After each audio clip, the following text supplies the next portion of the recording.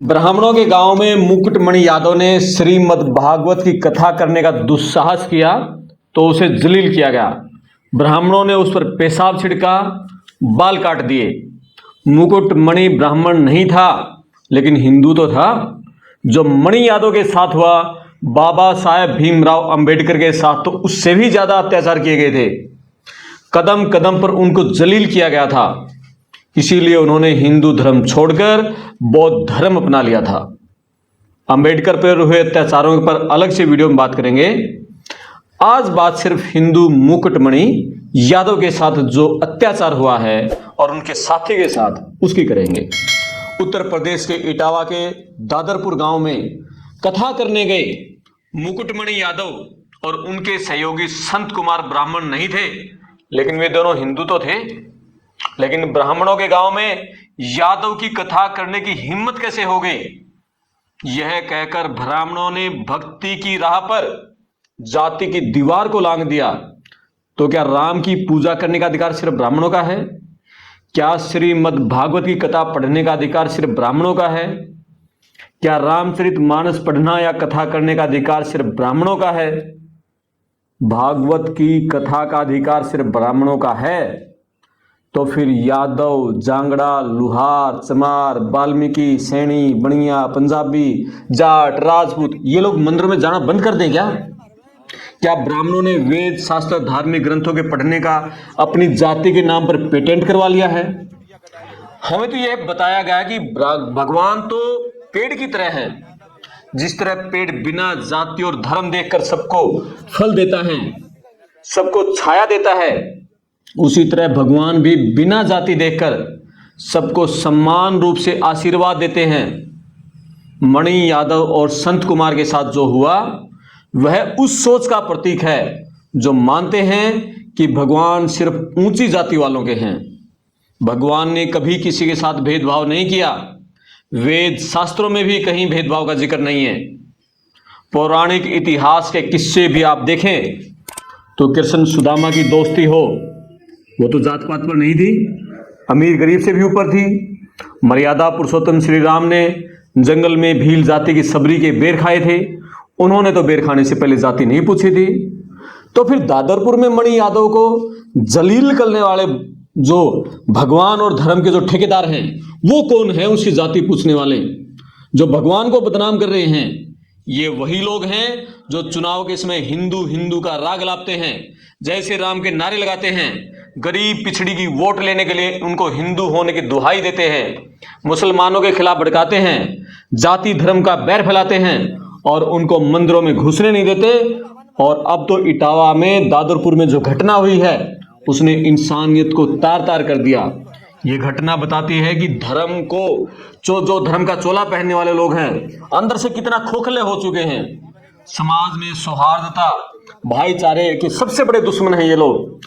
मुकुटमणि यादव और संत कुमार ब्राह्मण नहीं थे लेकिन वो हिंदू थे, तो उनके साथ जो हुआ क्या वो पूरे हिंदू समाज पर हमला नहीं है? पूरे हिंदू समाज की आत्मा पर हमला नहीं है क्या वो? इटावा के दादरपुर गांव में भक्ति के मंच पर जातिवाद का जहर फैलाया गया, पूरे हिंदू समाज और इंसानियत को शर्मसार कर दिया। श्रीमद्भागवत कथा के लिए कथा करने गए मुकुटमणि यादव और उनके सहयोगी, उनको बुलाया गया था दोनों को। पहले ही दिन मंच पर आयोजकों ने उनकी जाति पूछ ली। भगवान की कथा करने वाला मुकुटमणि ब्राह्मण नहीं यादव है। जब ये पता चला तो उनके साथ दानवों जैसा व्यवहार किया गया।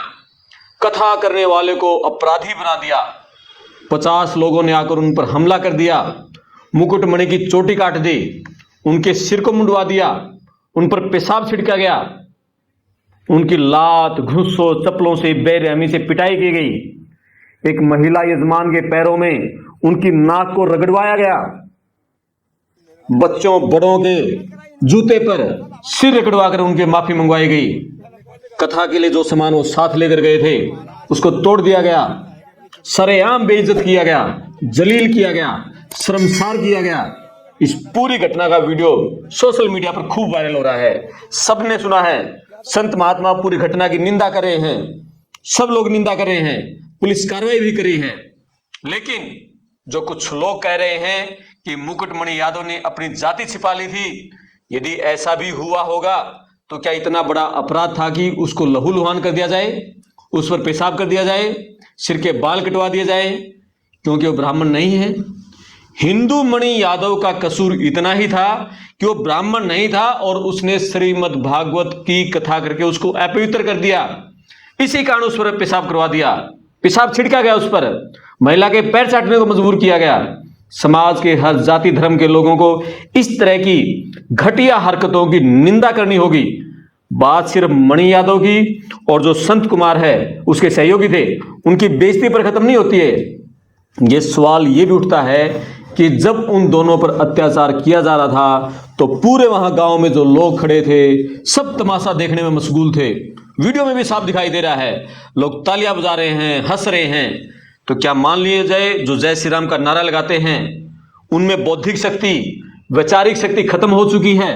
क्या अंदर से सभी लोग खोखले हो चुके हैं? क्या उनकी संवेदनशीलता बिल्कुल खत्म हो चुकी है?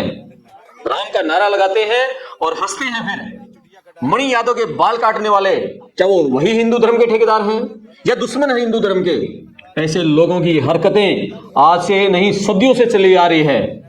यही लोग धर्म के सबसे बड़े दुश्मन हैं। मणि यादव की वीडियो देखकर पूरी इंसानियत शर्मसार है। ऐसे लोगों की हरकतों के कारण ही हरियाणा का जो ग्रामीण किसान था बहुत पुराने समय से आर्य समाज से जुड़ गया था। हरियाणा का किसान कभी मंदिरों के पीछे नहीं पड़ा, कभी मंदिरों में नहीं गया। गांव में दादा खेड़ा होता है, उस पर घी का दिया लगाया, धरती मां के पैर झुकारे, मिट्टी माथे पर लगाई, हल उठाया और खेतों की तरफ चला गया। उसने कभी मंदिर के चक्कर नहीं लगाए, कभी इन पोंगे पंडितों के चक्कर में नहीं पड़ा। उसने हमेशा कर्म को महत्व दिया। मणि यादव की बेइज्जती करने वालों ने बर्बरता की पूरी प्रकाष्ठा को पार कर दिया। क्या उसका गुनाह इतना बड़ा था कि उस पर पेशाब कर देंगे, अरे सिर मुंडवा देंगे, किसी के पैर चाटने को कहेंगे? दादरपुर के लोगों में जातीय द्वेष इतना ज्यादा था कि उन्होंने यादव मुकुट मणि की जाति तो पूछो, जाति पूछी उसकी, लेकिन उसका धर्म तो नहीं पूछा। यहां सबसे बड़ा सवाल यह है कि आखिर कुछ लोगों ने किसी आदमी को सरेआम बेइज्जत क्यों किया? क्या वही धर्म के ठेकेदार हैं? यदि कुछ गलत था तो फिर पुलिस में शिकायत क्यों नहीं दी गई? वही कानूनी के ठेकेदार क्यों बन गए? धर्म के ठेकेदार भी, कानून के ठेकेदार भी। किसी इंसान की समाज में एक प्रतिष्ठा होती है, परिवार में प्रतिष्ठा होती है, एक गरिमा होती है, उसको तार तार क्यों किया गया? रामायण को लिखने वाले महर्षि वाल्मीकि तो वो तो ऊंची जाति से नहीं थे, फिर कथावाचक जो मणि यादव थी उसकी जाति देखकर उसे अपमानित क्यों किया गया? क्या धर्म नहीं मर गया वहां पर उन लोगों का? ब्राह्मणों के गांव में यादव की हिम्मत कैसे होगी? इस तरह की बातें कही गई। क्या पूरे हिंदू समाज को शर्मसार नहीं किया इन लोगों ने? उन्होंने यह भी दिखा दिया कि यहां के जो ब्राह्मण हैं दूसरी जाति वालों के प्रति कितनी घटिया सोच थी उन लोगों की। एक तरफ जय श्री राम का नारा लगाते हैं, हिंदुओं से एकजुट होने की बात कहते हैं, वहीं भक्ति के मंच पर उनका धर्म नहीं पूछा जाता, उनकी जाति पूछी जाती है। जाति के नाम पर पेशाब किया जाता है, सिर के बाल काटे जाते हैं। ऐसे लोगों की गंदी मानसिकता के कारण ये धर्म कमजोर हो रहा है। इस तरह की जातीय हिंसा बर्दाश्त करने के लायक नहीं है। पूरे समाज को इसका विरोध करना होगा। धर्म सबका है, भगवान सबका है।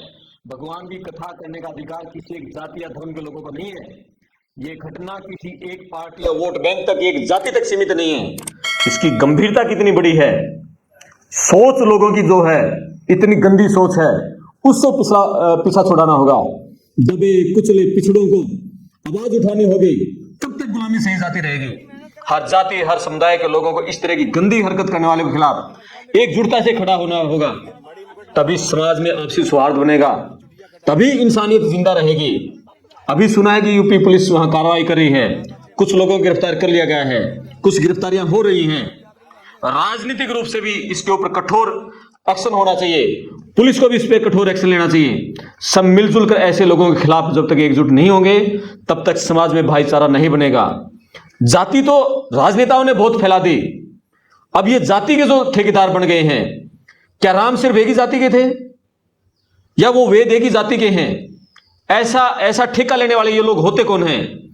और यादव तो भगवान श्री कृष्ण के वंशज कहे जाते हैं कि वो भगवान श्री कृष्ण के वंशज हैं, लेकिन वो ब्राह्मण नहीं हैं, इसलिए उनके सिर मुंडवा रहे हैं, उन पर पेशाब करवा रहे हैं। ऐसे लोगों के खिलाफ पूरा समाज जब तक एकजुटता से खड़ा नहीं होगा, तब तक समाज में ऐसे गंदे लोगों की मानसिकता नहीं बदलेगी, उनकी सोच नहीं बदलेगी। अब समय आ गया है, यह विज्ञान का आधुनिक समय है। एक पुराना समय था जब बहुत कम लोग पढ़े थे, ऐसे लोग ही जिन लोगों ने गंदी हरकतें की हैं, उसमें सिर्फ यही कुछ लोग पढ़े लिखे होते थे, बाकी समाज दूसरे काम करता था। अब हर समाज का आदमी पढ़ने लिखने लग गया है। सबको एकजुट होकर, जो इस तरह के ब्राह्मण समाज के लोगों ने वहां गंदी हरकतें की हैं, इसके खिलाफ सबको एकजुट होना पड़ेगा, तभी समाज में बदलाव आएगा। और यह समय ऐसा है कि सबको एकजुट होकर अभी से शुरुआत करनी होगी, जगह जगह हर जगह शुरुआत करनी होगी। अब वो चौधर नहीं चलेगी जो पुराने समय में चलती थी, बहुत हो चुका है। यहां तो सारी सीमाएं लांघ दी गई हैं, भक्ति के नाम पर, जाति पर जो सारी सीमाएं लांघी गई हैं, इससे नीच हरकत कोई नहीं हो सकती, इससे गंदी और घटिया हरकत कोई नहीं हो सकती, इनसे खोखले और नीच इंसान कोई नहीं हो सकते जिन्होंने उस आदमी के ऊपर पेशाब किया, जो कि भगवान का गुणगान कर रहा था, जो कि भगवान श्रीमद् भागवत की कथा करने वाला था। तो ऐसे गंदे लोगों के खिलाफ पूरा समाज एकजुट होगा, तभी जब जाकर बात बनेगी, तभी समाज में जो जात पात का जहर खत्म होगा।